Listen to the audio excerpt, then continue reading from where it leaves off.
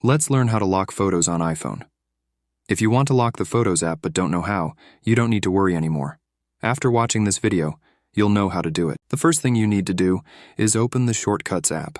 Once you've opened Shortcuts, you'll be on the Shortcuts page, where you need to click the plus sign located in the upper right corner of the screen. After clicking the plus sign, a page with more options will open. On this page, you need to click the blue option named Add Action. When you click on that option, a page with several options will open. On that page, you need to click on the search bar located at the top of the page. When you click on it, you need to type Lock Screen.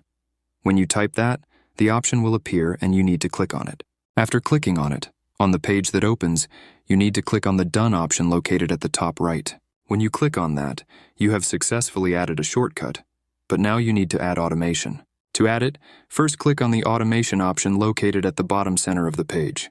When you click on that option, a page will open where you need to click on the New Automation option. After clicking on that, a page with a list of options will open. On that page, you need to type App in the search and click on that option when it appears. After clicking on it, a page with several options will open. On that page, you need to click on the Choose option located at the top right.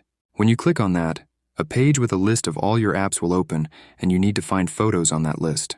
When you find that app, you need to click on it and then click on the Done option located at the top right. After clicking on it, you need to select the Is Opened option. Once selected, you need to click on the Run Immediately option located at the bottom. After clicking on that option, you need to click on the Next option located at the top right of the screen. After clicking on that, a page will open where you need to click on the lock screen shortcut you just created. After clicking on that shortcut, you need to close the Shortcuts app and open Photos. When you open Photos, the lock screen will appear. And if you want to open Photos, you need to enter your phone's passcode or scan Face ID. Once you do that, the Photos app will open. And that's it. That's how you lock the Photos app on your iPhone. So thanks for watching. See you in the next video.